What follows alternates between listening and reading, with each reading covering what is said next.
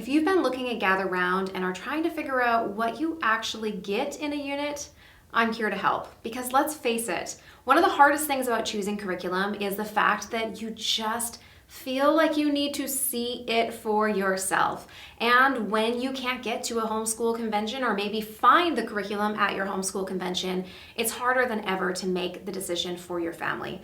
So we're going to be taking a look inside the curriculum today to make your decision a little bit easier. In today's video, we're going to be walking through some of the main features, what our different books are called, and how they all fit together so you have a better understanding when you are navigating our website or looking for the best option for your family. Before we begin, let's do a little refresher on Gather Round at its core.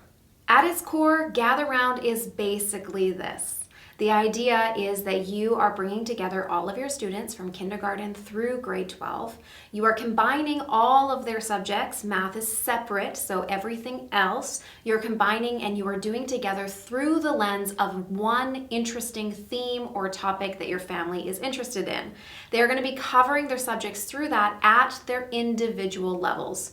Most of our units are designed to last about a month, so you get to pick and choose your students' curriculum year based on their interests. Gather Round is Charlotte Mason inspired. We believe in educating the whole child, not just their mind with random bits of information and facts. We are unit study in our approach, and we bring in all of the different learning styles as well as all the different educational styles into this flexible program. So let's start off with our teacher's guide. The teacher's guide is really where everything starts. With Gather Round, the teacher's guide is actually where all the learning happens. This is your content. Each day you're going to open up to a lesson and it is going to tell you what to do. You're just going to open and go. You're going to read your lesson together with your family. This is your together portion of your teaching. It's where your kids are going to be gathered together. It's where you can do rabbit trails and watch videos and have discussions, and you're just going to be reading through the lesson exactly as it's written. So it's not scripted in a way that says teacher and student. Instead, it's actually just informational based learning about a particular topic. This means you don't have to do any lesson prep. It means you don't have to do any planning. It means if all of a sudden plans change and you need to drop the kids off at grandma and grandpa's or have dad step in, they're going to be able to pick up right where you left off. All you need to do is open, flip to your lesson, and go. It helps to think of it a little bit more like guided conversation and facilitation rather than being the more traditional model of a teacher's guide that we're used to looking at when we are considering curriculum. Now let's hop over and take a look at our student books. We have student books that range from pre-reader, which is our kind of 3 to 5-year-old age range, early reader, which is designed to be about 6 to 8 years old, early elementary, which is designed for around 8 to 10-year-olds, upper elementary, which is designed for around 10 to 12 or 13-year-olds. We have middle school, which is designed for that 13 to 14, 15, and then high school, which is 15 to 18. The reason it's laid out like this is number one, so your students can work at their own individual levels, but number two, so that you can place your students in the level that is appropriate to them. Each of these different workbooks has different output. So you might find that a younger student has very little written output and has more matching or drawing or coloring, while an older student might be actually writing sentence responses, while our middle and high schoolers are expected to do more paragraph or essay type responses. So the output is going to vary, but they're still learning very similar things, and we are bouncing off of what we've covered in the teacher's guide. So in our teacher's guide, yes, it's been based on a specific topic or theme. Now in the student books, we're going to web off into all of their different subjects. You're going to be hitting on the core subjects every day. So every day you will have something for language arts, you're going to have something for science, and usually something for either history or social studies. From there, we alternate between different pages such as Bible or art or geography, and we mix and match what you're going to be having based on the content they've learned in the lesson. The idea here is that the content has meaning, that it has context, and therefore that it is remembered and it makes sense. Our kids are seeing how everything relates and connects together, again, all through the central theme of the unit. Often in homeschooling, we separate out our kids so much so that we do lose a little bit of the collaborative learning that happens in the school system.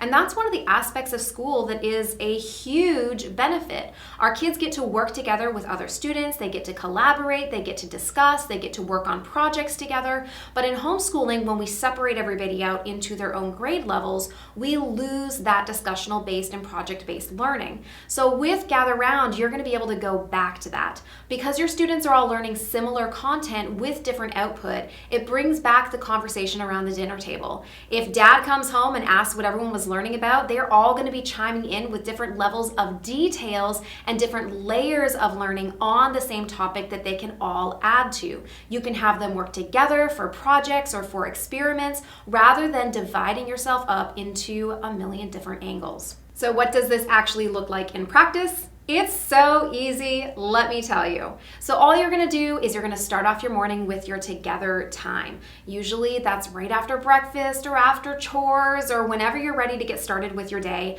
Gather Round can take anywhere from 1 hour if you have really young students, up to around 3 to 4 hours. It really depends on you. It depends on how many rabbit trails and videos and extension activities and different things you do. We try to make our lessons as adaptable as possible for busy parents like me or people who really don't like the mess or maybe don't have all of the supplies available. So that means if we have an experiment page, we always give an adaptation. We will show a video on our resource page where you could watch it instead and have your students make their hypothesis or their observations as they are watching the video rather than doing the experiment in your home. So there's lots of ways to make this look. But the main idea is that you are going to read the teacher's guide together with your students and have your discussions and watch your videos, and then they're all going to work in their student notebooks on their own. Your younger students are going to need more help from you. You're going to be working with them. You're going to be helping to read their assignments and maybe helping dictate or helping them spell their words, while your older students are going to be working more independently. So the idea is that everyone is on the same page, everyone is working, but we are ultimately leading them toward more independent as they get into the older levels. You're still gonna be involved, and unfortunately it's not gonna take away the fact that maybe more than one student is going to need you at the same time, but it is gonna make managing it a whole lot easier. Because in my scenario where I was having 5 different students with 5 different grades times 7 different subjects, instead of teaching 35 independent classes in a day, I'm teaching 1 and I'm helping my students at their various levels. I think this is the biggest thing to understand. Gather Round is not adding more to your homeschool. This is not an add-on. This is not a supplement. This is not something that is really neat that you're supposed to do alongside all your other curriculum. It is an all-in-one comprehensive K through 12 education option that can replace everything you are currently trying to do. It's designed to simplify your homeschool. It's designed to make your homeschool day run more smoothly. It's designed to have you have less lesson prep. It's designed so that if you have other things going on in your life, like a lot of extracurriculars, or maybe you work from home, or maybe you're trying to juggle a job and the kids and everything else, whatever your life circumstances may look like, it's designed to make homeschooling possible for anyone. If you want to see what this actually looks like in practice, I recommend that you check out one of our free samples. You can choose almost any topic that you are interested in and you can try a lesson for yourself. Print it off, figure out your different kids' levels. There is a quiz that is available on our homepage on our site, but if you take that quiz and if you download the materials, you can just open and go and try a lesson with Gather Round to see just how easy this is.